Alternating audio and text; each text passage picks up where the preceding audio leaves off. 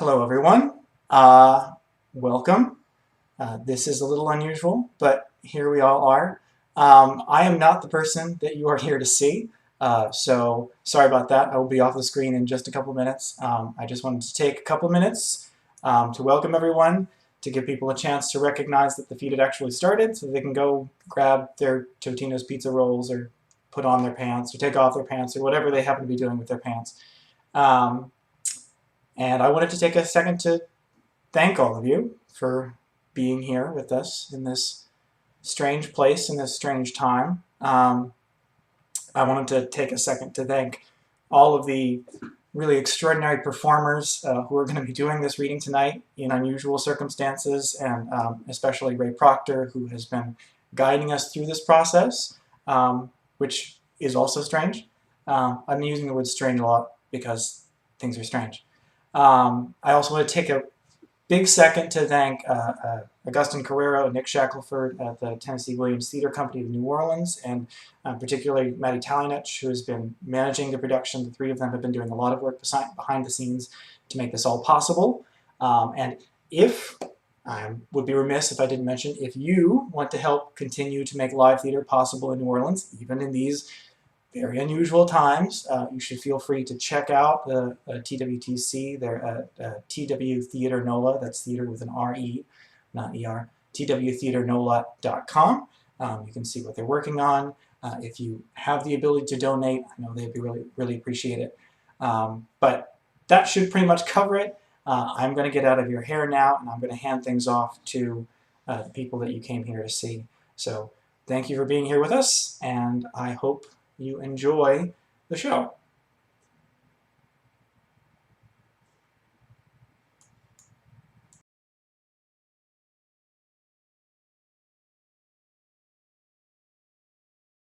A reading of William Shakespeare's As You Like It. Let the cast introduce themselves. My name is Julia Deloise. I'm reading Rosalind. Hi, my name is Matthew Retz, and I'm reading Orlando. Hi, my name is James Jurgen, and I'll be reading Duke Senior. My name is James Bartell, and I'll be reading Jaques. My name is Trina Beck. I'll be reading Celia. Hi, my name is Matt Reed. I'll be reading Duke Frederick. Hello, I'm Keith Clattery, and I'll be reading Touchstone. Hi, I'm Kate Kuhn, and I'll be reading for Corin. Hello, I'm Jonathan, and I'll be reading Oliver. Hello, my name is Reed Williams, and I'll be reading Sylvius. Hi, I'm Drew. I'm going to be reading Phoebe. Leslie Clavery. Hi, I'm Leslie Clavery. I'll be reading Audrey.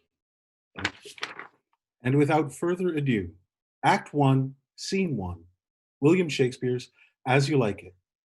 An orchard outside of Oliver's house. Enter Orlando and Adam. As I remember, Adam, it was upon this fashion bequeathed me by will but poor 1,000 crowns, and as thou sayest, charged my brother on his blessing to breed me well. And there begins my sadness. My brother Jaques, he keeps at school, and report speaks goldenly of his profit. For my part, he keeps me rustically at home, or, to speak more properly, stays me here at home unkempt. For call you, that keeping for a gentleman of my birth, that differs not from the stalling of an ox. His horses are bred better, for besides that they are fair with their breeding, they are taught their manage, and to that end riders dearly hired. But I, his brother, gain nothing under him but growth. For the which his animals on his dunghills are as much bound to him as I. Besides this nothing, that he so plentifully gives me, to something that nature gave me, his countenance seems to take from me. He lets me feed with his hinds, bars me the place of a brother, and, as much as in him lies, minds my gentility with my education. This is it, Adam, that grieves me. And the spirit of my father, which I think is within me, begins to mutiny against this servitude. I will no longer endure it, though yet I know no wise remedy how to avoid it. Yonder comes my master, your brother. Go apart, Adam, and thou shalt hear how he will shake me up. Enter Oliver. How, sir, what make you here? Nothing. I'm not taught to make anything. What mar you then, sir? Marry, sir, I am helping you to mar that which God made, a poor, unworthy brother of yours with idleness. Marry, sir, be better employed, and be not a while. Shall I keep your hogs and eat husks with them? What prodigal portion have I spent that I should come to such penury? Know you where you are, sir? Oh, sir, very well, here in your orchard. Know you before whom, sir? Aye, better than him I am before knows me. I know you are my eldest brother, and in the gentle condition of blood, you should so know me. The courtesy of nation allows you my better, in that you are the firstborn, but the same tradition takes not away my blood. Were there 20 brothers betwixt us, I have as much of my father in me as you, albeit I confess your coming before me is nearer to his reverence. What, boy? Come, come, elder brother, you are too young in this. Wilt thou lay hands on me, villain? I am no villain. I am the youngest son of Sir Roland de Boys.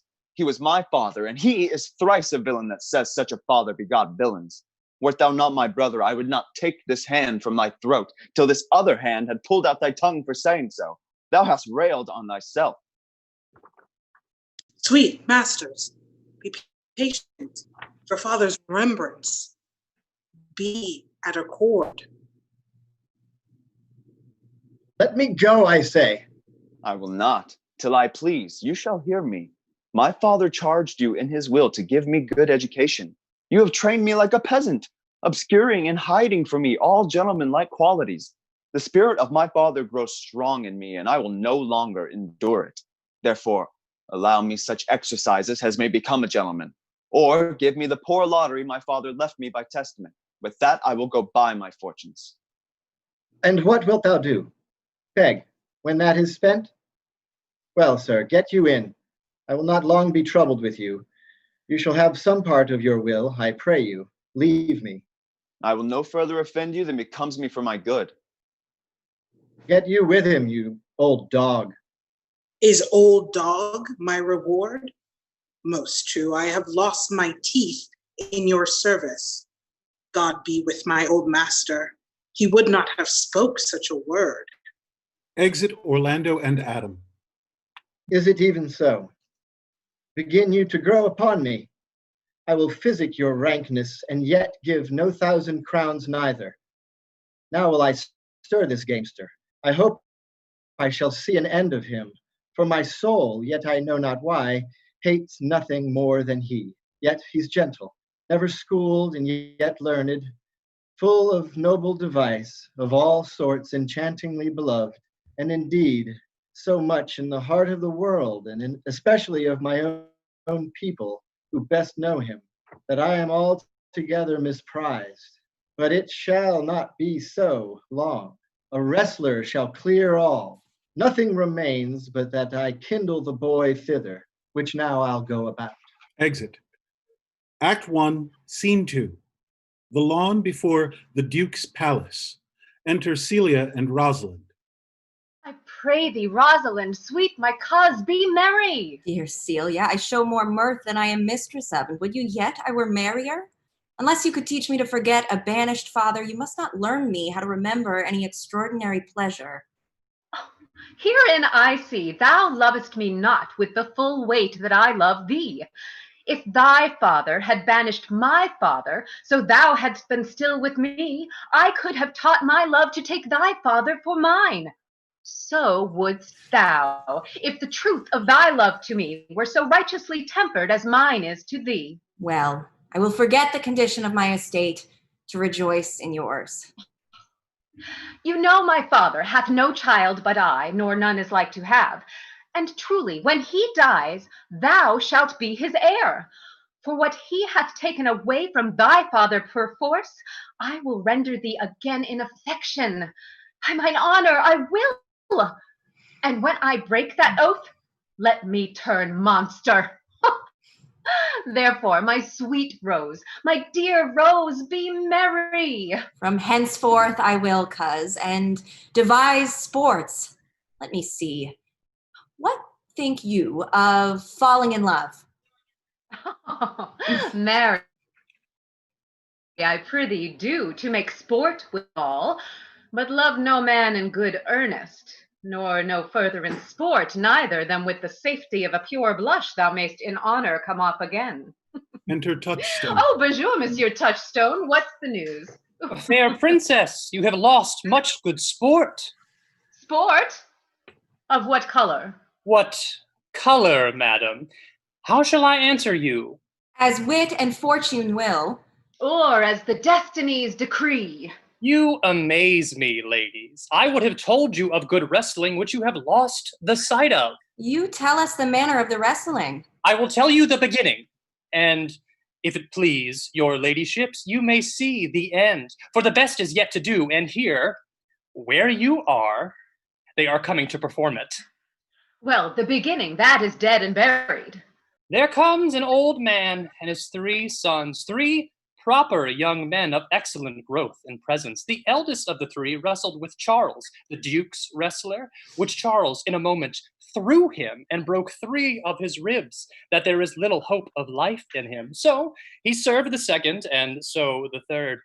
Yonder they lie, the poor old man, their father, making such pitiful dole over them that all the beholders take his part with weeping. But is there any else longs to see this broken music in his sides? Is there yet another dotes upon rib breaking? Shall we see this wrestling, cousin? You must, if you stay here, for here is the place appointed for the wrestling, and they are ready to perform it. Yonder, sure, they are coming. Let us now stay and see it. With a flourish, enter Duke Frederick and Orlando. Come on, since the youth will not be entreated, his own peril on his forwardness. Is yonder the man? Even he, madam. Oh, alas, he is too young, yet he looks successfully.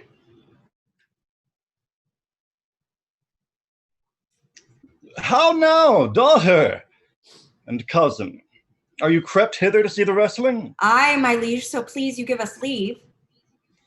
You will take little delight in it, I can tell you. There are such odds in the man. In pity of the challenger's youth, I would fain dissuade him, but he will not be entreated. Speak to him, ladies. See if you can move him. Call him hither, good Monsieur Touchstone. Monsieur the challenger, the princesses call for you. I attend them with all respect and duty. Young gentlemen, your spirits are too bold for your years. You have seen cruel proof of this man's strength. If you saw yourself with your eyes or knew yourself with your judgment, the fear of your adventure would counsel you to a more equal enterprise. We pray you, for your own sake, to embrace your own safety and give over this attempt. Do, young sir. Your reputation shall not therefore be misprized. We will make it our suit to the Duke that the wrestling might not go forward. I beseech you, punish me not with your hard thoughts, wherein I confess me much guilty to deny so fair and excellent ladies anything. But let your fair eyes and gentle wishes go with me to my trial, wherein if I be foiled, there is but one shame that was never gracious, if killed, but one dead that was willing to be so. I shall do my friends no wrong, for I have none to lament me. The world no injury, for in it I have nothing. Only in the world I fill up a place, which may be better supplied when I have made it empty. The little strength that I have, I would it were with you. And mine, to eke out hers. Fare you well. Pray heaven I be deceived in you. Your heart's desires be with you. Now, Hercules be thy speed, young man. They rest. Oh, excellent young man. If I had a thunderbolt in mine eye, I can tell who should down. Charles is thrown. No more, no more. Yes, I beseech your grace, I am not yet well bred. How dost thou, Charles? He cannot speak, my lord. Bear him away. What is thy name, young man? Orlando, my liege, the youngest son of Sir Roland de Boys. I would thou hadst been son to some man else. The world esteemed thy father honorable, but I did find him still mine enemy. Thou shouldst have better pleased me with this deed hadst thou descended from another house. But fare thee well. Thou art a gallant youth. I would thou hadst told me of another father. Exit Duke Frederick. I am more proud to be Sir Roland's son, his youngest son, and would not change that calling to be adopted heir to Frederick. Were I my father, coz, would I do this? My father loved Sir Roland as his soul, and all the world was of my father's mind. Had I before known this young man, his son, I should have given him tears unto entreaties, ere he should thus have ventured. Gentle cousin, let us go thank him and encourage him. My father's rough and envious disposition sticks me at heart. Sir, you have well deserved. If you do keep your promises in love, but justly, as you have exceeded all promise, your mistress shall be happy.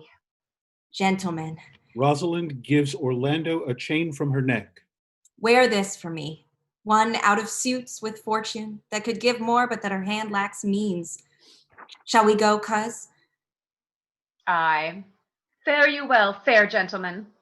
Can I not say I thank you?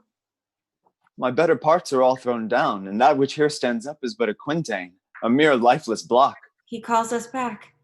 Oh, my pride fell with my fortunes. I'll ask him what he would. Did you call, sir?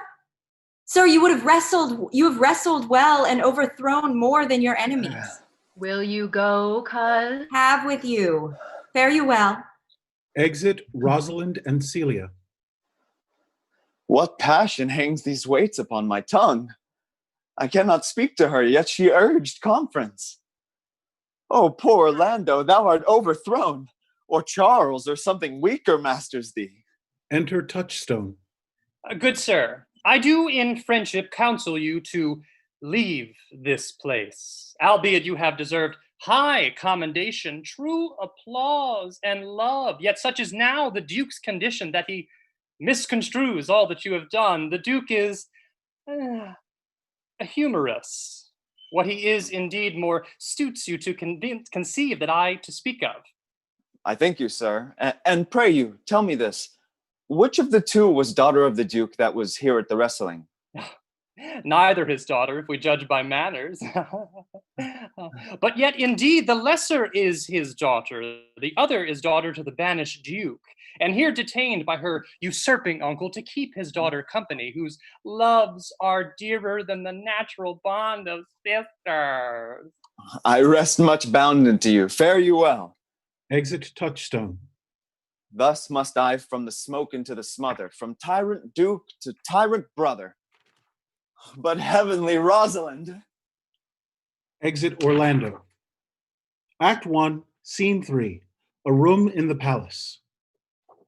Why, cousin. Why, Rosalind. Cupid have mercy, not a word. Not one to throw at a dog. No, thy words are too precious to be cast away upon curs. Throw some of them at me. Come, lame me with reasons. Then there were two cousins laid up, when the one should be lamed with reasons and the other mad without any. But is all this for your father? No, some of it is for my child's father. Oh, how full of briars is this working day world. Come, come, wrestle with thy affection. Oh, they take the part of a better wrestler than myself. Oh, a good wish upon you. You will try in time in despite of a fall. But turning these jests out of service, let us talk in good earnest. Is it possible, on such a sudden, you should fall into so strong a liking with old Sir Roland's youngest son? The Duke, my father, loved his father dearly. Doth it therefore ensue that you should love his son dearly? By this kind of chase, I should hate him, for my father hated his father dearly. Yet I hate not Orlando. No, faith, hate him not for my sake. Why should I not? Doth he not deserve well? Let me love him for that, and do you love him because I do? Look, here comes the Duke. With his eyes full of anger. Enter Duke Frederick. Mistress, dispatch you with your safest haste and get you from our court. Me, uncle? You, cousin, within these 10 days, that if thou beest found so near our public court as 20 miles, thou diest for it. I do beseech your grace, let me the knowledge of my fault bear with me. Never so much as in a thought unborn did I offend your highness. Thus do all traitors. Let it suffice thee that I trust thee not. Yet your mistrust cannot make me a traitor. Tell me whereon the likelihood depends. Thou art thy father's daughter, that's enough. So was I when your highness took his kingdom. So I when your highness banished him. Treason is not inherited, my lord. Or if we did derive it from our friends, what's that to me? My father was no traitor. Then good my liege, mistake me not so much to think my poverty is treacherous. Dear sovereign, hear me speak. Aye, Celia, we stayed her for your sake, else had she with her father ranged along. I did not then entreat to have her stay. It was your pleasure and your own remorse. I was too young at that time to value her, but now I know her. If she be a traitor, why, so am I. We still have slept together, rose at an instant, learned, played, eat together, and wheresoe'er we went, like Juno's swans, still we went coupled and inseparable. She is too subtle for thee, and her smoothness, her very silence, and her patience speak to the people, and they pity her. Thou art a fool. She robs thee of thy name, and thou wilt show more bright and seem more virtuous when she is gone. Then open not thy lips. Firm and irrevocable is my doom, which I have passed upon her. She is banished. Pronounce that sentence then on me, my liege. I cannot live out of her company. You are a fool. You needs provide yourself. If you outstay the time, upon my honor and in the greatness of my word, you die. Exit Duke Frederick. Oh, my poor Rosalind, whither wilt thou go? I charge thee, be not thou more grieved than I am. I have more cause. Thou hast not, cousin. Prithee, be cheerful. Know'st thou not, the Duke hath banished me, his daughter? That he hath not. No, hath not? Rosalind lacks then the love which teacheth thee that thou and I am one. Shall we be sundered? Shall we part, sweet girl? No, let my father seek another heir.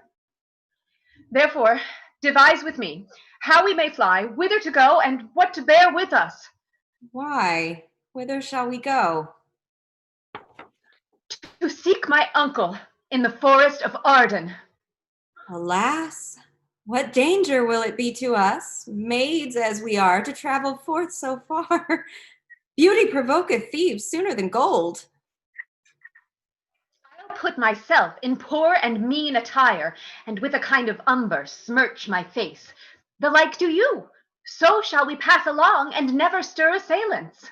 Were it not better, because that I am more than common tall, that I did suit me in all points like a man?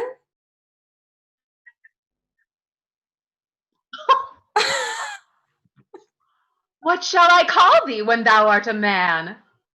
I'll have no worse a name than Jove's own page, and therefore look you call me Ganymede. What will you be called? Oh, something that hath a reference to my state. No longer Celia, but Aliena. But cousin, what if we essayed to steal the clownish fool out of your father's court? Would he not be a comfort to our travel? Oh, he'll go along o'er the wide world with me. Leave me alone to woo him. Let's away, and get our jewels and our wealth together. Devise the fittest time and the safest way to hide us from pursuit that will be made after my flight. Now go we in content to liberty and not to banishment. Exit Celia and Rosalind. Act 2, Scene 2. Before Oliver's house. Enter Orlando and Adam, meeting. Who's there? What? My young master. Oh, my gentle master. Oh, my sweet master. Oh, you memory of old Sir Roland. Why, what make you here? Your praises come too swiftly home before you. Why? What's the matter? O unhappy youth, come not within these doors.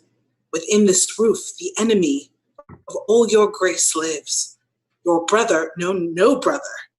Yet the son, yet not the son. I will not call him son. Of him I was about to call his father, hath heard your praises. And this night he means to burn the lodging where you used to lie. I overheard him and his practices. This is no place. This house is but a butchery. Abhor it, fear it, do not enter it. Why, whither, Adam, wouldst thou have me go? No matter whither, so you come not here. What? Wouldst thou have me go and beg my food? Or with a base and boisterous sword enforce a thievous living on the common road? This I must do, or know not what to do. Yet this I will not do how I can. I rather will subject me to the malice of a diverted blood and bloody brother. But do not so. I have 500 crowns, the thrifty hire I saved under your father, which I did store to be my foster nurse, when service should in my old limbs lie lame and unregarded age in corners thrown. Take that, and heed that doth the raven feed, yea, providently caters for the sparrow. Be comfort to my age. Here is the gold, and all this I give you. Let me be your servant. Though I look old, yet let me go with you. I'll do the service of a younger man in all your business and necessities. Oh, good old man. How well in thee appears the constant service of the antique world, when service sweat for duty, not for meed. But come thy ways, we'll go along together, and ere we have thy youthful wages spent, we'll light upon some settled low content. Master, go on, and I will follow thee to the last gasp with truth and loyalty. From 17 years till now, almost 80 here lived I, but now live here no more. At 17 years, many their fortune seek, but at 80 it is too late for a week. Yet fortune cannot recompense me better than to die well and not my master's debtor. Exit Orlando and Adam. Act 2, Scene 2, the Forest of Arden. Enter Rosalind, dressed as Ganymede, Celia as Aliena, and Touchstone. Oh, Jupiter, how weary are my spirits. I care not for my spirits, if my legs were not weary. Find in my heart to disgrace my man's apparel and to cry like a woman, but I must comfort the weaker vessel, as doublet and hose ought to show itself courageous to petticoat. Therefore, courage, good Aliena. Oh, I pray you, bear with me. I cannot go no further. For my part, I had rather bear with you than bear you. Well, this is the Forest of Arden. Aye, now I'm in Arden. The more fool I. When I was at home, I was in a better place, but travelers must be content. Aye, be so, good Touchstone. Enter Corin and Silvius. Oh, look you, who comes here, a young man and an old, in solemn talk. That is the way to make her scorn you still. Oh, Corin, that thou knewest how I do love her. I partly guess, for I have loved ere now. No, Corin, being old, thou canst not guess. Though in thy youth thou wast as true a lover as ever sighed upon a midnight pillow. But if thy love were ever like to mine, as sure I think never man did love so, how many actions most ridiculous hast thou been drawn to by fantasy? Into 1,000 that I have forgotten. Oh, didst thou never love so heartily? If thou remembers not the slightest folly that ever love did make thee run into, thou hast not loved. Or if thou hast not sat as I do now, wearying thy hero in thy mistress's praise, thou hast not loved. Or if thou hast not broke from company abruptly, as my passion makes me do now, thou hast not loved. Oh, Phoebe! Phoebe! Phoebe! Exit Silvius. Alas, poor shepherd, searching of thy wound, I have by hard adventure found mine own. And I mine. I remember when I was in love, I broke my sword upon a stone and bid him take that for a coming night to Jane's smile, and I remember the kissing of her batlet, and the cow's dugs that her pretty chopped hands had milked, and I remember the wooing of a peas cod instead of her, from whom I took 2 cods, and giving her them again, said with weeping tears, "Wear these? For my sake?" We that are true lovers run into strange capers, but as all is mortal in nature, so is all nature in love mortal in folly. Thou speakest wiser than thou art ware of. Nay, I shall ne'er be ware of mine own wit till I break my shins against it. I pray you, one of you question yond man if he for gold will give us any food. I faint almost to death. Hola, you clown. Peace, fool, he's not thy kinsman. Who calls? Your betters, sir. Else are they very wretched. Peace, I say. Good even to you, friend. And to you, gentle sir, and to you all. I prithee, shepherd, if that love or gold can in this desert place buy entertainment, bring us where we may rest ourselves and feed. Here's a young maid with travel much oppressed and faints for succor. Fair sir, I pity her, and wish for her sake more than for mine own. My fortunes were more able to relieve her. But I am shepherd to another man, and do not shear the fleeces that I graze. My master is of churlish disposition, and little recks to find the way to heaven by doing deeds of hospitality. Besides, his coat, his flocks, and bounds of feed are now on sale, and at our sheepcote now, by reason of his absence, there is nothing that you will feed on. But what is, come see, and in my voice most welcome shall you be. What is he that shall buy his flock and pasture? That young swain that you saw here but ere while, that little cares for buying anything. I pray thee, if it stands with honesty, buy thou the cottage, pasture, and flock, and thou shalt have to pay for it of us. And we will mend thy wages. I like this place, and willingly could waste my time in it. Assuredly the thing is to be sold. Go with me. If you like upon report the soil, the profit, and this kind of life, I will your very faithful feeder be, and buy it with your gold right suddenly. Exit Celia, Rosalind, Touchstone, and Corin. Act 2, Scene 2, The Forest. A table set out. Enter Duke Signor. Now, my co-mates and brothers in exile, hath not old custom made this life more sweet than that of painted pomp? Are not these woods more free from peril than the envious court? Here feel we but the penalty of Adam, the season's difference as the icy fang and churlish chiding of the winter's wind, which, when it bites and blows upon my body, even till I shrink with cold, I smile and say, this is no flattery. These are counselors that feelingly persuade me what I am. Sweet are the uses of adversity, which, like the toad, ugly and venomous, wears yet a precious jewel in his head. And this our life, exempt from the public haunt, finds tongues in trees, books in the running brooks, sermons in stones, and good in everything. I would not change it. Enter Jaques. What? How now, monsieur? What a life is this, that your poor friends must woo your company? What, you look merrily? A fool, a fool. I met a fool in the forest, a motley fool. Oh, miserable world. As I do live by food, I met a fool who laid him down and basked him in the sun and railed on Lady Fortune in good terms, in good set terms, and yet a motley fool. Good morrow, fool, quoth I. No, sir, quoth he, call me not fool till heaven hath sent me fortune. What fool is this? A worthy fool, one that hath been a courtier, and says, if ladies be but young and fair, they have the gift to know it. And in his brain, which is as dry as the remainder biscuit after a voyage, he hath strange places crammed with observation, the which he vents in mangled form. That I were a fool.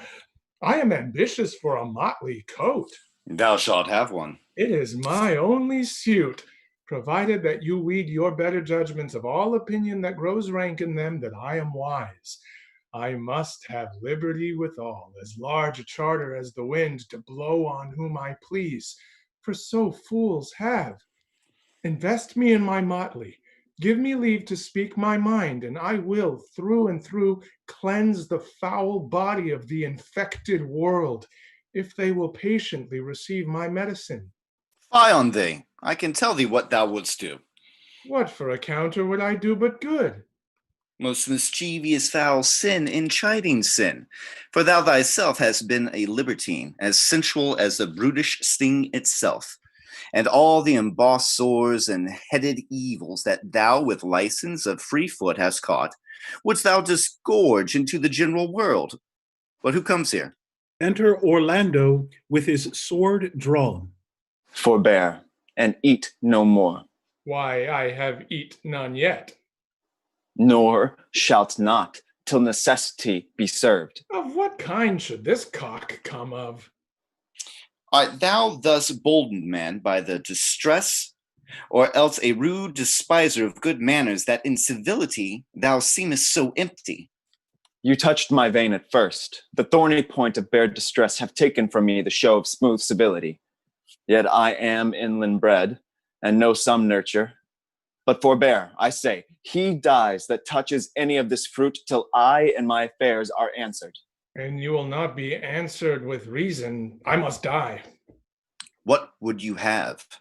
Your gentleness shall force more than your force move us to gentleness. I almost die for food, and let me have it. Sit down and feed. Welcome to our table. Speak you so gently? Pardon me, I pray you, I thought that all things had been savage here, and therefore put I on the countenance of a stern commandment. But whatever you are, that in this desert inaccessible, under the shade of melancholy boughs, lose and neglect the creeping hours of time. If ever you have looked on better days, if ever been where bells have knolled to church, if ever sat at any good man's feast, if ever from your eyelids wiped a tear, and know what 'tis to pity and be pitied, let gentleness of my strong enforcement be, in the which hope I blush and hide my sword. True is it that we have seen better days, and have with holy bell been knolled to church, and sat at good men's feast, and wiped our eyes of drops that sacred pity hath engendered. And therefore sit you down in gentleness, and take upon command what help we have that to your wanting may be administered. Then, but forbear your food a little whiles like a doe I go find my fawn and give it food. There is an old poor man who after me hath many weary a step, limped in pure love, till he be first sufficed. I will not touch it a bit. Go, find him out, and we will nothing waste till you return. I thank ye, and be blessed for your good comfort. Exit Orlando.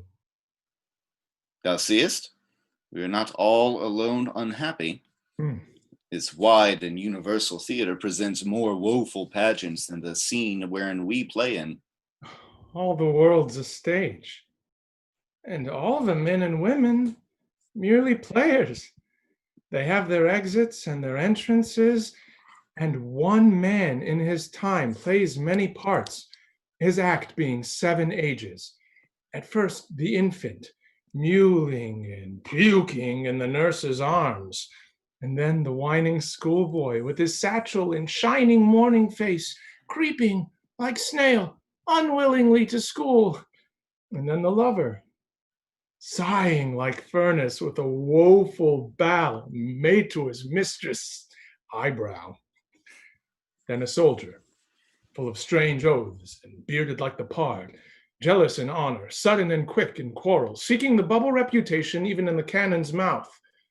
And then the justice, in fair round belly with good capon lined, with eyes severe and beard of formal cut, full of wise saws and modern instances, and so he plays his part.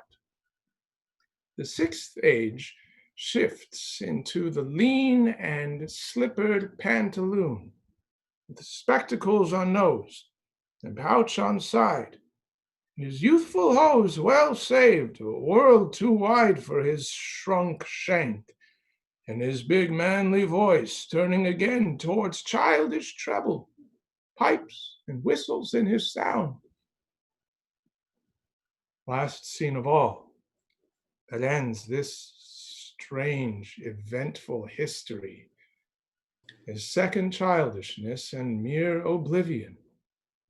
Sans teeth, sans eyes, sans taste, sans everything. Re-enter Orlando and Adam. Welcome. Set down your venerable burden and let him feed. I thank you most for him. So had you need, I scarce can speak to thank you for myself. Welcome. Fall to. If that you were the good Sir Roland's son, as you have whispered faithfully you were, and as mine eye doth his effigies witness most truly limned and living in your face, be truly welcome hither. I am the Duke that loved your father. The residue of your fortune go to my cave and tell me. Good old man, thou art right welcome as thy master is. Support him by the arm, give me your hand, and let me all your fortunes understand. Exit. Act 3, Scene 1, The Forest. Enter Orlando with a paper. Hang there my verse, in witness of my love. And thou, thrice crowned queen of night, survey with thy chaste eye from thy pale sphere above thy huntress name that my full life doth sway. O Rosalind! These trees shall be my books, and in their barks my thoughts our character, that every eye which in this forest looks shall see thy virtue witnessed everywhere. Run, run, Orlando, carve on every tree the fair, the chaste, and unexpressive she. Exit Orlando. Enter Corin and Touchstone. And how like you this shepherd's life, Master Touchstone? Truly, shepherd, in respect of itself, it is a good life. But in respect that it is a shepherd's life, it is not. Hast any philosophy in thee, shepherd? No more, but that I know the more one sickens, the worse at ease he is, and that he that wants money, means, and content is without three good friends, that the property of rain is too wet, and fire to burn, that good pasture makes fat sheep, and that a great cause of the night is lack of the sun. Such a one is a natural philosopher. Wast ever in court, shepherd? No, truly. Then thou art damned. Nay, I hope. Truly, thou art damned like an ill-roasted egg all on one side. For not being at court, your reason? Why, if thou never wast at court, thou never sawest good manners. If thou never sawest good manners, then thy manners must be wicked, and wickedness is sin, and sin is damnation. Not a whit, Touchstone. Those that are good manners at the court are as ridiculous in the country as the behavior of the country is most mockable at the court. You told me you salute not at the court, but you kiss your hands. That courtesy would be uncleanly if courtiers were shepherds. Instance, briefly. Come, instance. Why, we are still handling our ewes, and their fells, you know, are greasy. Why do not your courtiers' hands sweat? And is not the grease of a mutton as wholesome as the sweat of a man? Shallow, a better instance, I say, come. Besides, our hands are hard? Your lips will feel them the sooner. Shallow again, a more sounder instance, come. You have too courtly a wit for me, I'll rest. Wilt thou rest damned? God help thee, shallow man. God make incision in thee. Thou art raw. Sir, I am a true laborer. I earn that I eat, get that I wear, owe no man hate, envy no man's happiness, glad of other men's good, content with my harm, and the greatest of my pride is to see my ewes graze and my lambs suck. That is another simple sin in you, to bring the ewes and rams together and to offer to get your living by their copulation of cattle? Here comes my young master Ganymede, my new mistress's brother. Enter Rosalind carrying a paper. From the east to western end, no jewel is like Rosalind. Her worth, being mounted on the wind through all the world, bears Rosalind. All the pictures fairest lined are but black to Rosalind. Let no fair be kept in mind, but the fair of Rosalind. For a taste, if a heart do lack a hind, let him seek out Rosalind. If the cat will after kind, so be sure will Rosalind. Winter garments must be lined, so must slender Rosalind. They that reap must sheaf and bind. Then to cart will Rosalind. Sweetest nut hath sourest rind. Such a nut is Rosalind. This is the very false gallop of verses. Why do you infect yourself with them? Peace, you dull fool. I found them on a tree. Truly, the tree yields bad fruit. Enter Celia with a writing. Peace. Here comes my sister reading. Stand aside. Reading. Helen's cheek, but not her heart. Cleopatra's majesty. Atalanta's better part. Sad Lucretia's modesty. Thus Rosalind of many parts by heavenly synod was devised, of many faces, eyes, and hearts, to have the touches dearest prized. Heaven would that she these gifts should have, and I to live and die her slave. Oh, most gentle pulpiter, what tedious homily of love have you wearied your parishioners withal, and never cried, have patience, good people. Oh, now, back, friends. Shepherd, go off a little. Go with him, Sirrah. Come, shepherd, let us make an honorable retreat, though not with bag and baggage, yet with scrip and scrippage. Exit Corin and Touchstone. Didst thou hear these verses? Oh, yes, I heard them all, and more too, for some of them had in them more feet than the verses would bear. That's no matter. The feet might bear the verses. Aye, but the feet were lame and could not bear themselves without the verse, and therefore stood lamely in the verse. But didst thou hear without wondering how thy name should be hanged and carved upon these trees? I was 7 of the 9 days out of the wonder before you came, for look here what I found on a palm tree. Trow you who hath done this? Is it a man? And the chain that you once wore about his neck. Change you color. I prithee, who? Oh, Lord, Lord, it is a hard matter for friends to meet. But mountains may be removed with earthquakes, and so encounter. Nay, but who is it? Is it possible? Nay, I prithee now with most petitionary vehemence. Tell me who it is. Oh, wonderful, wonderful, and most wonderful, wonderful. And yet again wonderful.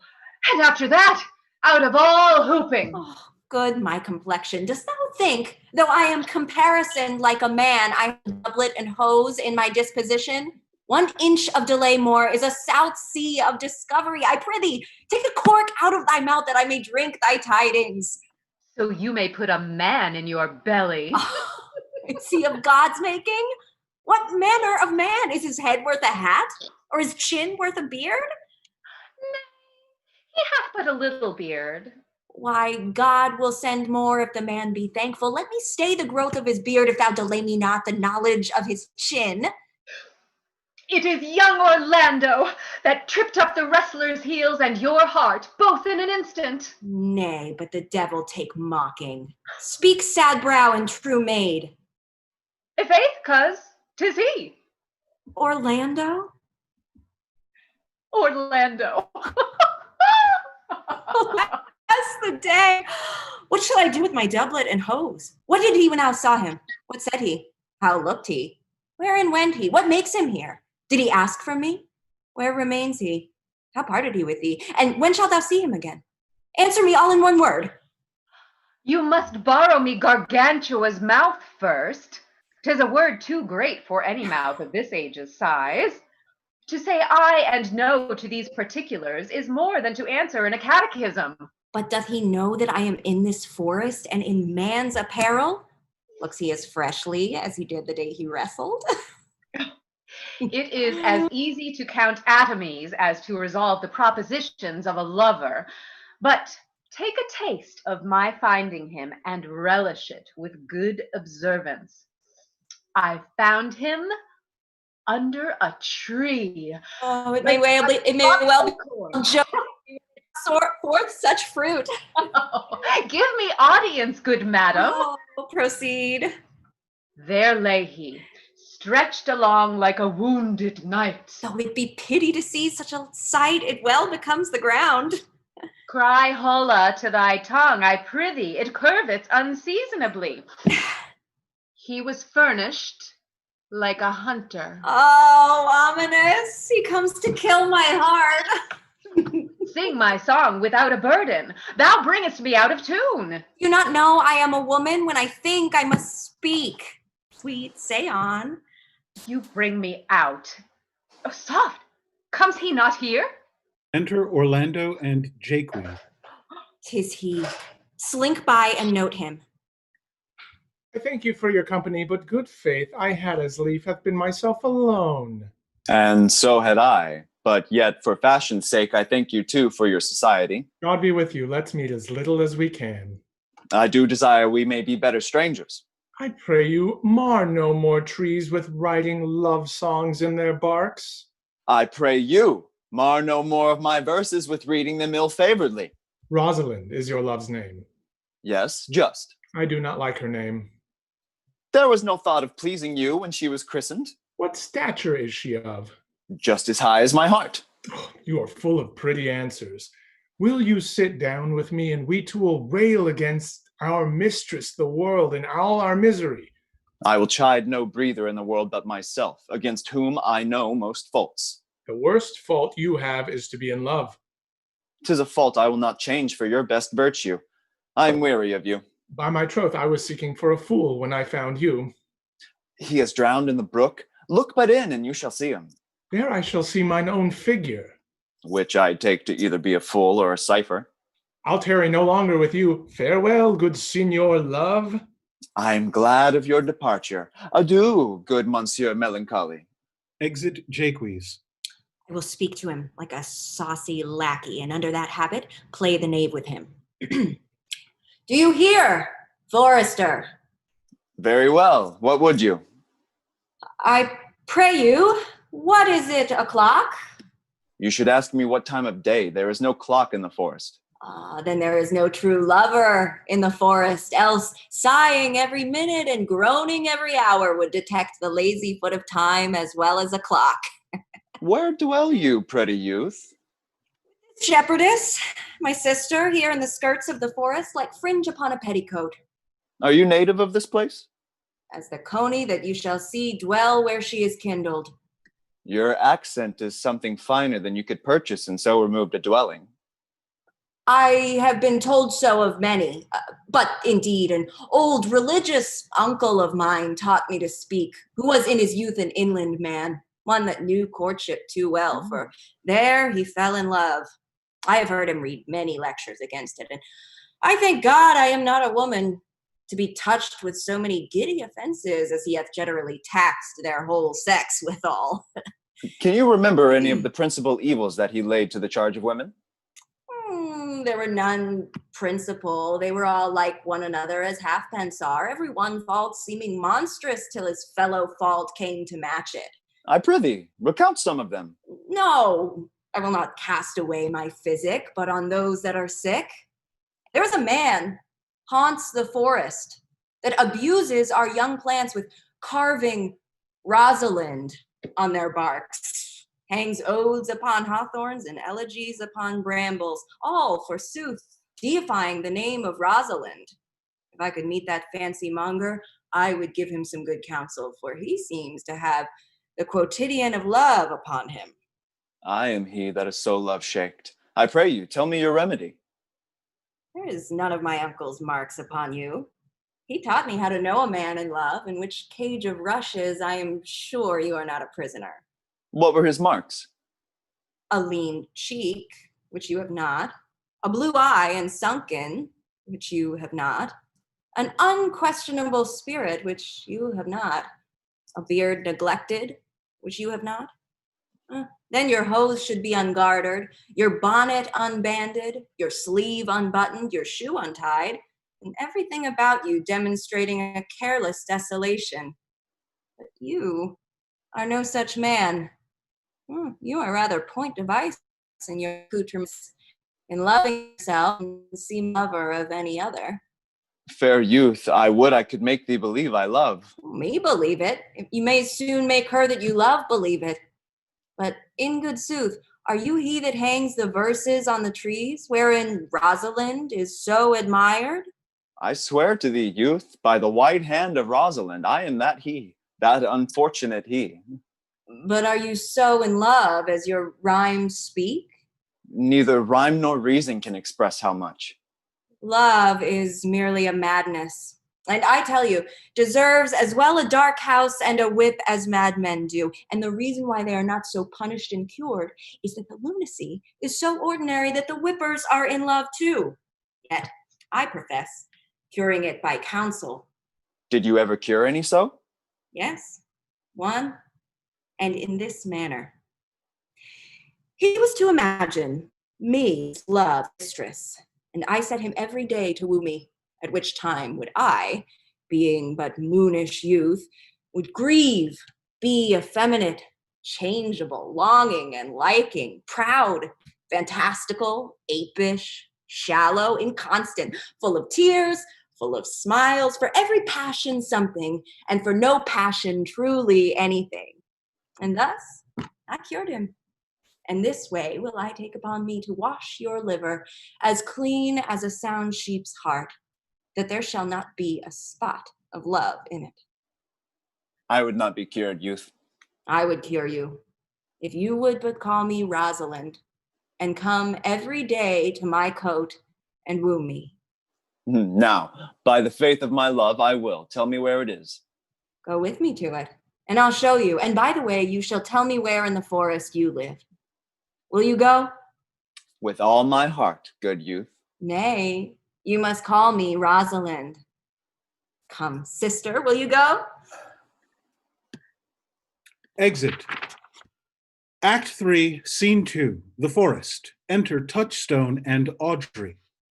Come apace, good Audrey. I will fetch up your goats, Audrey. And how, Audrey? Am I the man yet? Doth my simple feature content you? Your features! Lord warrant us, what features? I am here with thee and thy goats. As the most capricious poet, honest Ovid was among the gods. Truly, I would the gods had made thee poetical. I do not know what poetical is. Is it honest indeed in word? Is it a true thing? No, truly, for the truest poetry is the most feigning, and lovers are given to poetry, and what they swear in poetry may be said as lovers they do feign. Do you wish then that the gods had made me poetical? I do, truly, for thou swearest to me thou art honest. Now, if thou wert a poet, I might have some hope thou didst feign. Would you not have me honest? No, truly, unless thou wert hard favored, for honesty coupled to beauty is to have honey a sauce to sugar. Well, I am not fair, and therefore I pray the gods make me honest. Truly, and to cast away honesty upon a foul slut were to put good meat into an unclean dish. I am not a slut, though I thank the gods I am foul. Well, praised be the gods for thy foulness. Sluttishness may come hereafter, but be it as it may be, I will marry thee. Will the gods give us joy? Amen. A man may, if he were of a fearful heart, stagger in this attempt, for here we have no temple but the wood, no assembly but horn beasts. Exit Touchstone and Audrey. Act 3, Scene 3, The Forest. Enter Rosalind and Celia. Never talk to me, I will weep. Do, I prithee, but yet have the grace to consider that tears do not become a man. But have I not cause to weep? As good cause as one would desire. Therefore weep. His hair is of the dissembling color. Oh, something browner than Judas's. Marry, his kisses are Judas's own children. In faith, his hair is of a good color. An excellent color. Your chestnut was ever the only color. And his kissing is as full of sanctity as the touch of holy bread.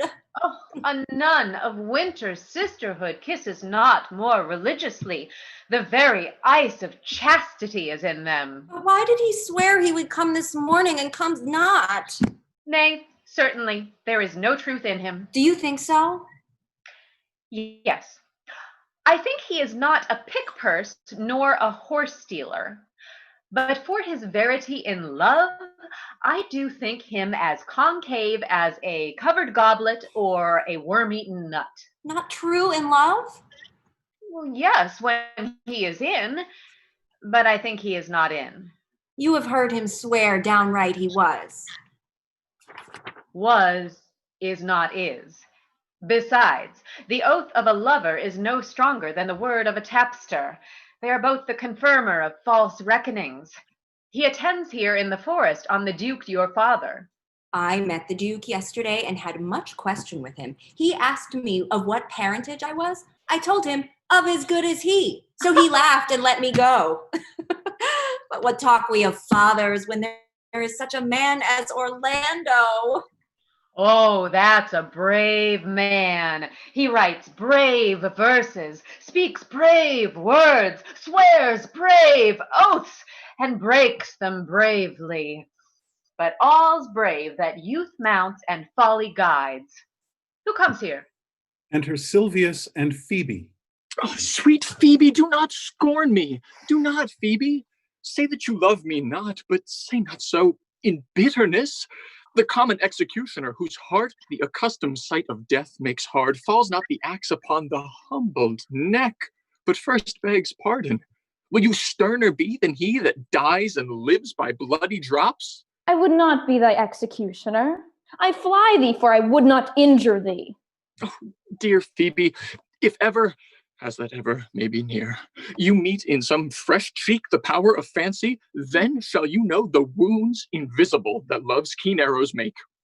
But till that time, come not thou near me, and when that time comes, afflict me with thy mocks. Pity me not, as till that time I shall not pity thee. And why, I pray you? Who might be your mother that you insult, exult, and all at once over the wretched? What, though you have no beauty, as by my faith I see no more in you than without candle may go dark to bed, must you therefore be proud and pitiless? Why? What means this? Why do you look on me? I see no more in you than in the ordinary of nature's sail work. Oh, it's my little life. I think she means to tangle my eyes too. No, faith, proud mistress, hope not after it. You foolish shepherd. Wherefore do you follow her like foggy south, puffing with wind and rain? You are 1,000 times a properer man than she a woman. 'Tis such fools as you that makes the world full of ill-favored children. It's not her glass, but you that flatters her, and out of you she sees herself more proper than any of her lineaments can show her. But mistress, know yourself, down on your knees, and thank heaven, fasting for a good man's love. For I must tell you, friendly in your ear, sell when you can, for you are not for all markets. Cry the man, mercy, love him, take his offer. Foul is most foul, being foul to a scoffer. So take her to thee, shepherd. Fare you well. Sweet youth, I pray you, chide a year together. I had rather hear you chide than this man woo. He's fallen in love with your foulness, and she'll fall in love with my anger. If it be so, as fast as she answers thee with frowning looks, I'll sauce her with bitter words. Why look you so upon me? For no ill will I bear you. I pray you, do not fall in love with me, for I am falser than vows made in wine. Besides, I like you not. If you will know my house, 'tis at the tuft of olives here hard by. Will you go, sister? Shepherd, ply her hard. Come, sister. Shepherdess, Look on him better and be not proud. Though all the world could see, none could be so abused in sight as he. Come to our flock. Exit Rosalind and Celia. Dear shepherd, now I find thy saw of might. Whoever loved that loved not at first sight. Sweet, What sayst thou, Silvius? sweet Phoebe, pity me. Why, I am sorry for thee, gentle Silvius. Wherever sorrow is, relief would be. You do sorrow in love. By giving love, your sorrow and my grief were both exterminated. Thou hast my love, is not that neighborly? I would have you. Why, that were covetousness. Know'st now the youth that spoke to me erewhile? Think not I love him, though I ask for him. 'Tis but a peevish boy, yet he talks well. But what care I for words? Yet words do well when he that speaks them pleases those that hear. It is a pretty youth, not very pretty, but sure he's proud, and yet his pride becomes him. He'll make a proper man. The best thing in him is his complexion, and faster than his tongue did make offense, his eye did heal it up. He is not very tall, yet for his years he's tall. His like is but so, and yet 'tis well. There was a pretty redness in his lip, a little riper and more lusty red than that mixed in his cheek. 'Twas just the difference between the constant red and mingled damask. There be some women, Silvius, had they marked him in parcels as I did, would have gone near to fall in love with him. But for my part, I love him not, Whew. nor hate him not. And yet I have more cause to hate him than to love him. For what had he to do to chide at me? I'll write a letter to him, a very taunting letter, and thou shalt bear it. Wilt thou, Silvius? Phoebe, with all my heart. I'll write it straight. The matter's in my head and in my heart. I will be bitter with him and passing short. Go with me, Silvius. Exit Phoebe and Silvius. Act 4, Scene 1, The Forest. Enter Rosalind, Celia, and Jaques. I prithee, pretty youth, let me be better acquainted with thee. They say you are a melancholy fellow. I am so. I do love it better than laughing.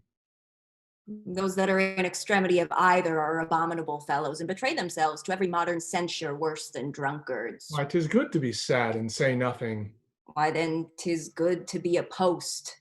I have neither the scholar's melancholy, which is emulation, nor the musician's, which is fantastical, nor the courtier's, which is proud, nor the soldier's, which is ambitious, nor the lawyer's, which is politic, nor the lady's, which is nice, nor the lover's, which is all of these.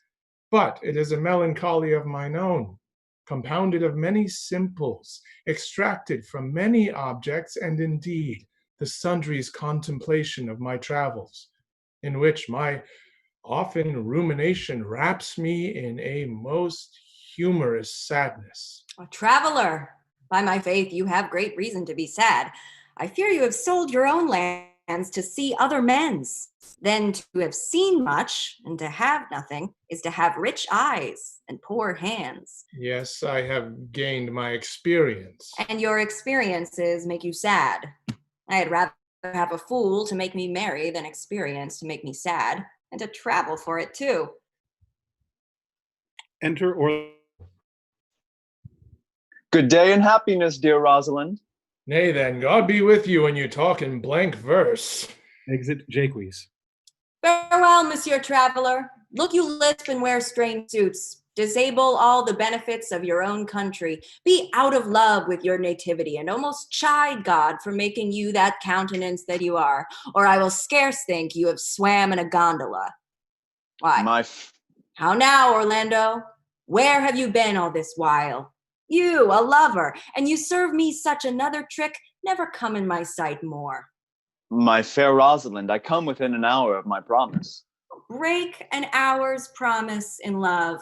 He that will divide a minute into 1,000 parts and break but a part of the 1,000th part of a minute in the affairs of love It may be said of him that Cupid hath clapped him on the shoulder, but I'll warrant him heart whole. Pardon me, dear Rosalind. Nay, an you be so tardy, come no more in my sight. I had as lief be wooed of a snail. Of a snail? Aye, a snail. For though he comes slowly, he carries his house on his head. A better jointure, I think, than you make a woman. Besides, he brings his destiny with him. What's that? Why, horns, which such as you are fain to be beholding to your wives for. But he comes armed in his fortunes and prevents the slander of his wife. Virtue is no horn maker, and my Rosalind is virtuous. And I am your Rosalind. It pleases him to call you so, but he hath a Rosalind of a better leer than you. Come, woo me, for now I am in a holiday humor and like enough to consent. What would you say to me now? And I were your very, very Rosalind. I would kiss before I spoke. Nay, you were better speak first, and when you were gravelled for lack of matter, you might take occasion to kiss. How, if the kiss be denied? Then she puts you to entreaty, and there begins new matter. Who could be out, being before his beloved mistress? Marry, that should you if I were your mistress, or I should think my honesty ranker than my wit. What, of my suit? Not out of your apparel, and yet out of your suit. Am I not your Rosalind? I take some joy to say you are, because I would be talking of her. Well, in her person, I say I will not have you. Then in mine own person I die. No, Faith, die by attorney. The poor world is almost 6,000 years old, and in all this time there was not any man died in his own person, videlicet in a love cause. I would not have my right Rosalind of this mind, for I protest her frown might kill me.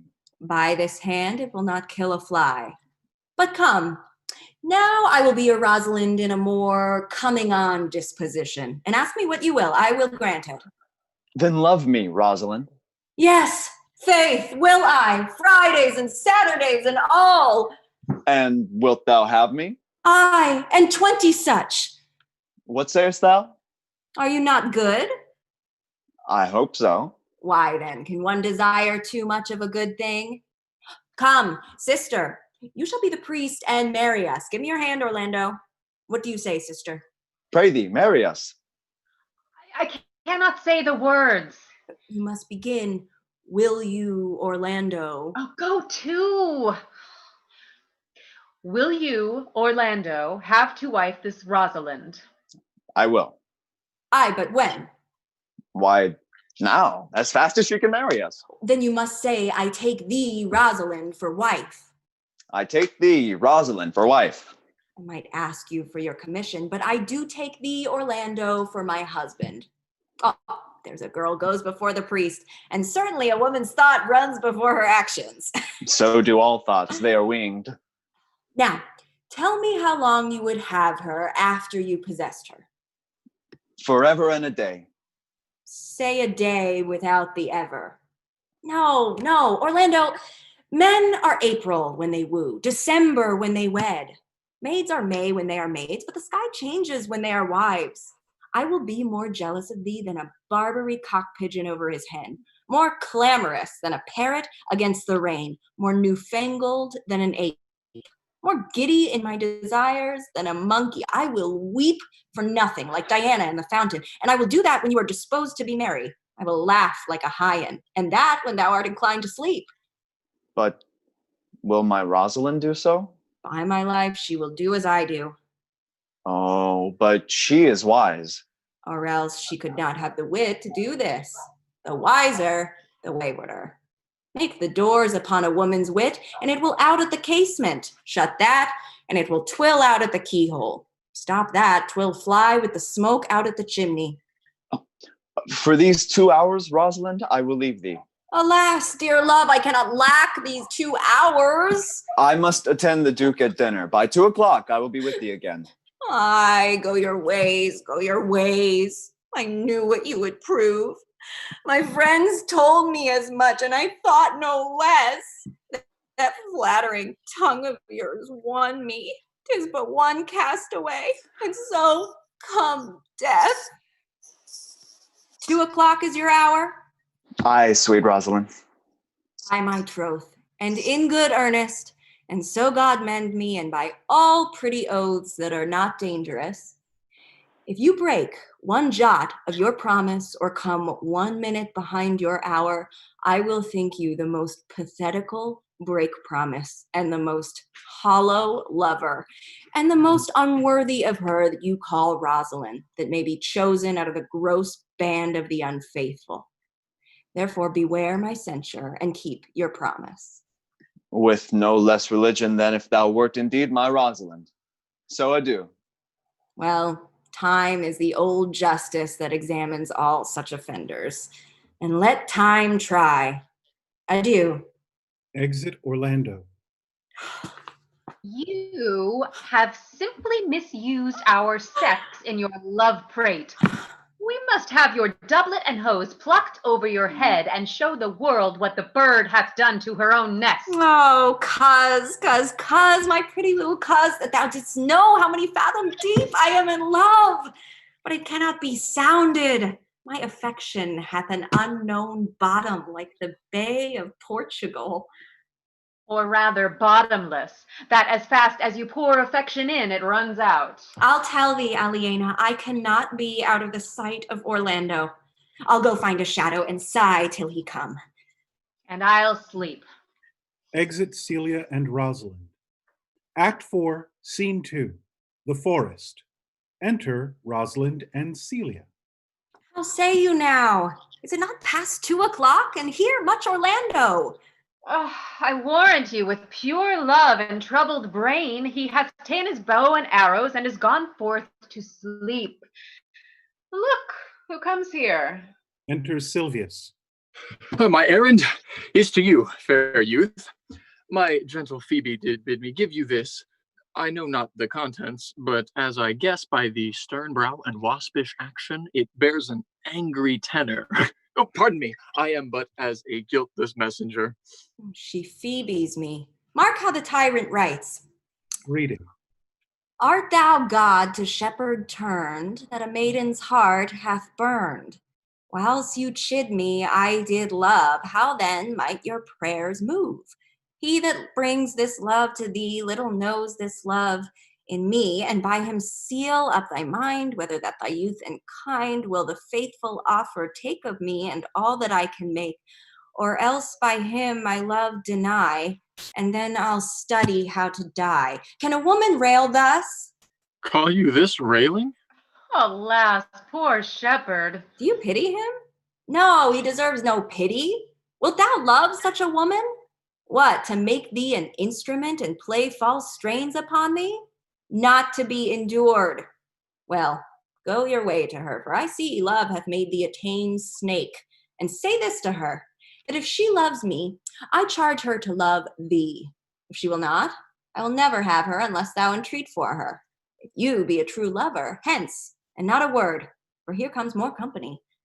Exit Silvius. Enter Oliver. Good morrow, fair ones. Pray you, if you know, where in the purlieu of this forest stands a sheepcote fenced about with olive trees. West of this place, down in the neighbor bottom, the rank of osiers by the murmuring stream left on your right hand brings you to the place.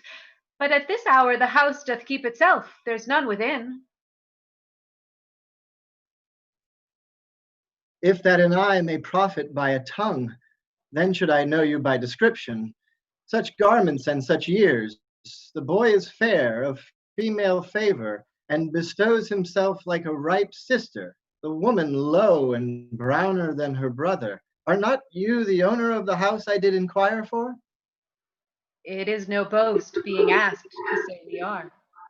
Orlando doth commend him to you both, and to that youth he calls his Rosalind, he sends this bloody napkin. Are you he? I am. What must we understand by this? Some of my shame, if you'll know of me what man I am, and how and why and where this handkercher was stained. I pray you, tell it. When last the young Orlando parted from you, he left a promise to return again within an hour, and pacing through the forest, chewing the food of sweet and bitter fancy, lo, what befell? He threw his eye aside, and mark what object did present itself. Under an oak, whose boughs were mossed with age, and high top bald with dry antiquity, a wretched, ragged man, o'ergrown with hair, lay sleeping on his back. About his neck a green and gilded snake had wreathed itself, who with her head, nimble in threats, approached the opening of his mouth.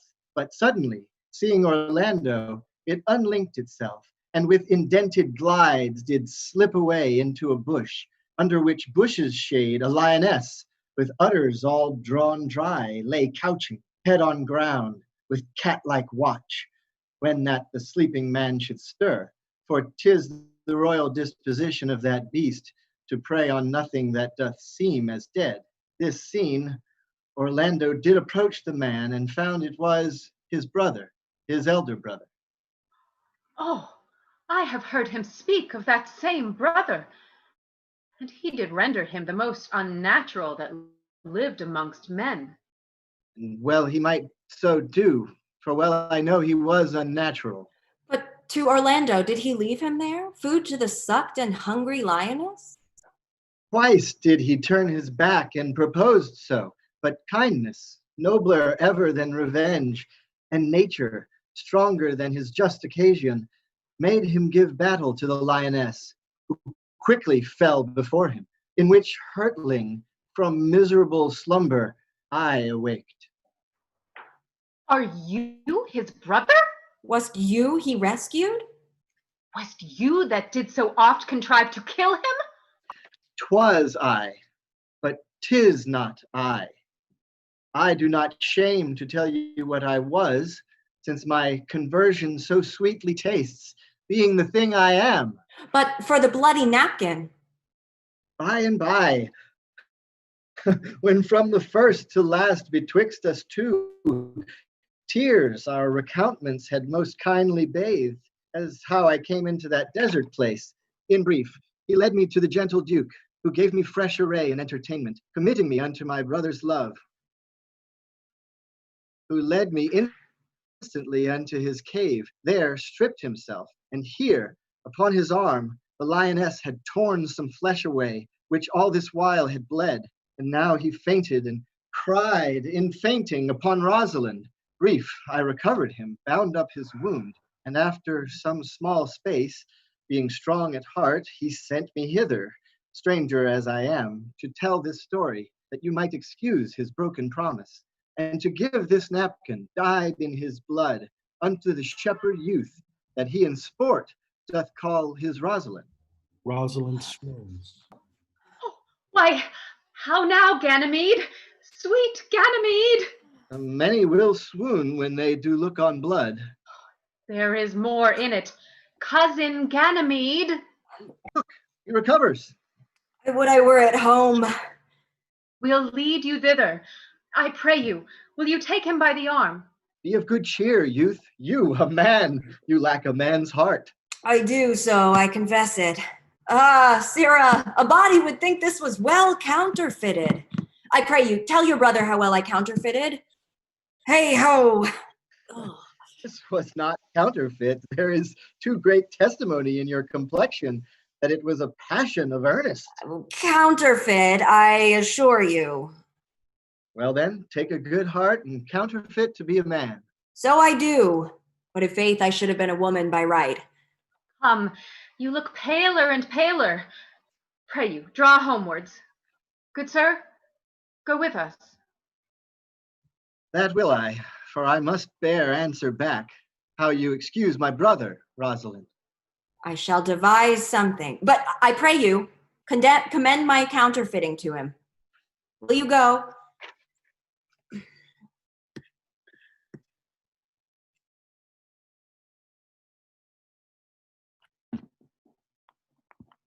Act 5, Scene 1, The Forest.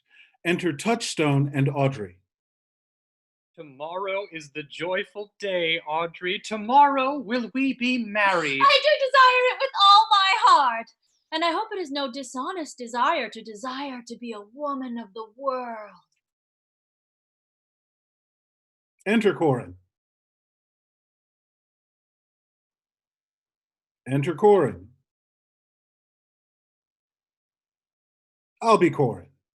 Oh, master and mistress seeks you. Our master and mistress seeks you. Come, away, away. Trip, Audrey, trip, Audrey, I attend, I attend. Exit, Audrey and Touchstone and Corin. Act 5, Scene 2, The Forest. Enter Orlando and Oliver. Is't possible that on so little acquaintance you should like her? That but seeing you should love her, and loving woo, and wooing she should grant? And will you persevere to enjoy her? Neither call the giddiness of it in question, the poverty of her, the small acquaintance, my sudden wooing, nor her sudden consenting. But say with me, I love Aliena. Say with her that she loves me. Consent with both that we may enjoy each other. It shall be to your good, for my father's house and all the revenue that was old Sir Roland's will I estate upon you, and here live and die a shepherd. You have my consent. Let your wedding be tomorrow. Thither will I invite the Duke and all his contented followers. Go you and prepare Aliena, for look you, here comes my Rosalind. Enter Rosalind. God save you, brother. And you, fair sister. Exit Oliver. Oh, my dear Orlando, how it grieves me to see thee wear thy heart in a scarf. It is my arm. I thought thy heart had been wounded with the claws of a lion. Wounded it is, but with the eyes of a lady. Did your brother tell you how I counterfeited to swoon when he showed me your handkerchief? Aye, and greater wonders than that. Oh, I know where you are. Nay, 'tis true, there was never anything so sudden, for your brother and my sister no sooner met but they looked, no sooner looked but they loved, no sooner loved but they sighed, no sooner sighed but they asked one another the reason, no sooner knew the reason but they sought the remedy. And in these degrees have they made a pair of stairs to marriage, which they will climb incontinent, or else be incontinent before marriage. They are in the very wrath of love, and they will together. Clubs cannot part them. They shall be married tomorrow, and I will bid the Duke to the nuptial. But, oh, how bitter a thing it is to look into happiness through another man's eyes. By so much the more shall I tomorrow be at the height of heart heaviness. By how much I shall think my brother happy in having what he wishes for. Why then, tomorrow I cannot serve your turn for Rosalind? I can live no longer by thinking. I will weary you then no more with idle talking. If you do love Rosalind so near the heart as your gesture cries it out, when your brother marries Aliena, shall you marry her? I know into what straits of fortune she is driven, and it is not impossible to me, if it appear not inconvenient to you, to set her before your eyes tomorrow, human as she is, and without any danger. Speakest thou in sober meaning? By my life I do, which I tender dearly. Therefore, put you in your best array. Bid your friends, for if you will be married tomorrow, you shall, and to Rosalind, if you will. Enter Silvius and Phoebe. Look, here comes a lover of mine and a lover of hers. Youth, you have done me much ungentleness to show the letter that I writ to you. I care not if I have. It is my study to seem despiteful and ungentle to you. You are therefore followed by a faithful shepherd. Look upon him. Love him. He worships you. Good shepherd, tell this youth what 'tis to love. It is to be made of sighs and tears, and so am I for Phoebe. And I for Ganymede. And I for Rosalind. And I for no woman. It is to be made of faith and service, and so am I for Phoebe. And I for Ganymede. And I for Rosalind. And I for no woman. It is to be all made of fantasy, all made of passion, and all made of wishes, all adoration, duty, and observance, all humbleness, all patience and impatience, all purity, all trial, all observance. And so am I for Phoebe. And so am I for Ganymede. And so am I for Rosalind. And so am I for no woman. If this be so, why blame you me to love you? If this be so, why blame you me to love you? If this be so, why blame you me to love you? Who do you speak to? Why blame you me to love you? To her that is not here, nor doth not hear. Pray you no more of this. 'Tis like the howling of Irish wolves against the moon. Speaking to Silvius. I will help you, if I can. To Phoebe. I would love you, if I could. Tomorrow meet me all together. I will marry you, if ever I marry woman, and I'll be married tomorrow. To Orlando. I will satisfy you, if ever I satisfied man, and you shall be married tomorrow. Speaking to Silvius. I will content you, if what pleases you contents you, and you shall be married tomorrow. Speaking to Orlando. As you love Rosalind, meet. Speaking to Silvius. As you love Phoebe, meet. And as I love no woman, I'll meet. So, fare you well. I have left you commands. I'll not fail, if I live. Nor I. Nor I. Exit. Act 5, Scene 3, The Forest. Enter Duke Signor, Jaques, Orlando, Oliver, and Celia. Dost thou believe, Orlando, that the boy can do all this that he hath promised? I sometimes do believe, and sometimes do not. As those that fear they hope, and know they fear. Enter Rosalind, Silvius, and Phoebe. Patience once more while our compact is urged. You say, if I bring in your Rosalind, you will bestow her on Orlando here? That would I, had I kingdoms to give with her. And you say, you will have her when I bring her? That would I, were I of all kingdoms king. You say, you'll marry me if I be willing. That will I, should I die the hour after. But if you do refuse to marry me, you'll give yourself to this most faithful shepherd? So is the bargain.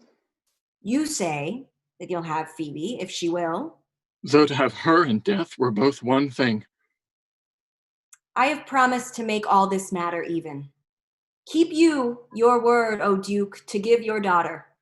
You yours, Orlando, to receive his daughter. Keep your word, Phoebe, that you'll marry me, or else refusing me to wed this shepherd. Keep your word, Silvius, that you'll marry her. If she refuse me, and from hence I go, to make these doubts all even. Exit Rosalind and Celia. I do remember in the shepherd boy some lively touches of my daughter's favor. My lord, the first time that I ever saw him, methought he was a brother to your daughter. But, my good lord, this boy is forest born, and hath been tutored in the rudiments of many desperate studies by his uncle, whom he reports to be a great magician, obscured in the circle of this forest. Enter Touchstone and Audrey. There is sure another flood toward, and these couples are coming to the ark. Here comes a pair of very strange beasts, which in all tongues are called fools. Salutation and greeting to you all. Good, my lord, bid him welcome. This is the motley-minded gentleman that I have so often met in the forest. He hath been a courtier, he swears. If any man doubt that, let him put me to my purgation. I have trod a measure. I have flattered a lady. I have been politic with my friend, smooth with mine enemy. I have undone 3 tailors. I have had 4 quarrels, and like to have fought one. Is not this a rare fellow, my lord? He's as good at anything, and yet a fool. He uses his folly like a stalking horse, and under the presentation of that he shoots his wit. Enter Corin, Rosalind, Celia. Then is there mirth in heaven, when earthly things may even atone together. Good Duke, receive thy daughter from heaven have I brought her. Yea, brought her hither, that thou mightest join her hand with his, whose heart within his bosom is.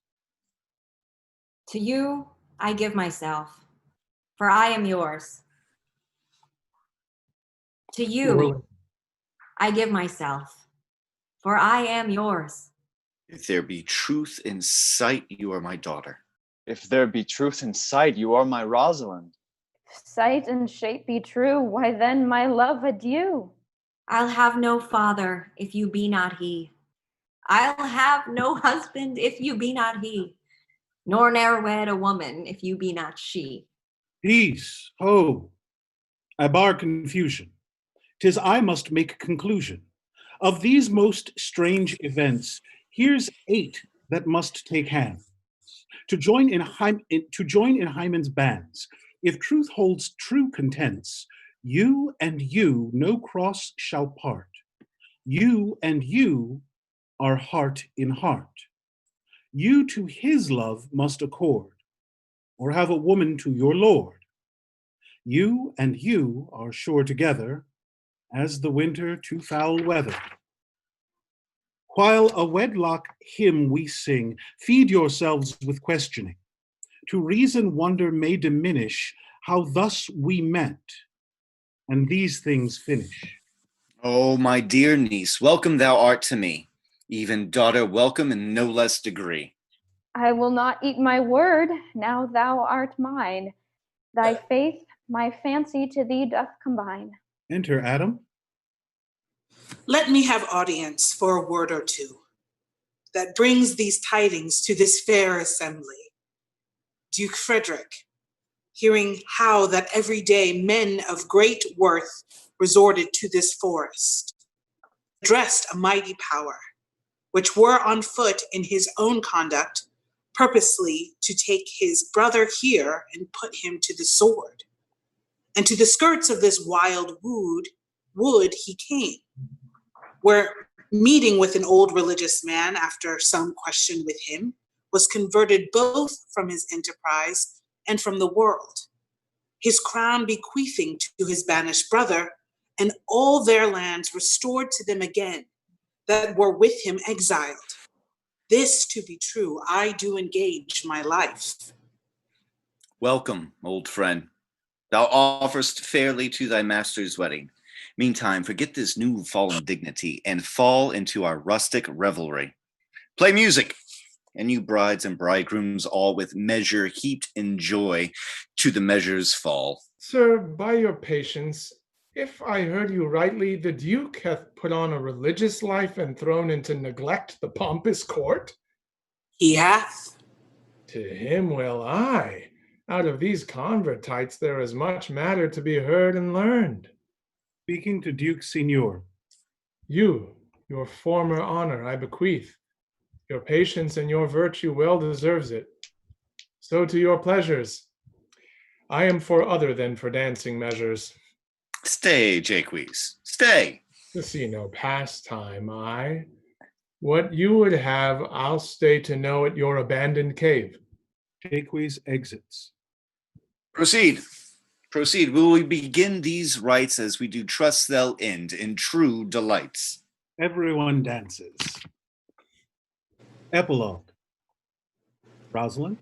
It is not the fashion to see the lady the epilogue, but it is no more unhandsome than to see the lord the prologue. If it be true that good wine needs no bush, 'tis true that a good play needs no epilogue. Yet to good wine they do use good bushes, and good plays prove the better by the help of a good epilogue. What a case am I in, then, that am neither a good epilogue nor cannot insinuate with you in behalf of a good play. I am not furnished like a beggar, therefore to beg will not become me. My way is to conjure you, and I'll begin with the women. I charge you, O women, for the love you bear to men, as I perceive by your, to like as much of the play as please you. And I charge you, O men, for the love you bear to women, as I perceive by your simpering, none of you hates them, that between you and the women the play may please. If I were a woman, I would kiss as many of you as had beards that pleased me, complexions that liked me, and breaths that I defied not. And, I am sure, as many as have good beards or good faces or sweet breaths will, for my kind offer, when I make curtsy, bid me farewell. The end. On behalf of the Tennessee Williams Theater Company, thank you. This has been such a pleasure. Have a lovely night.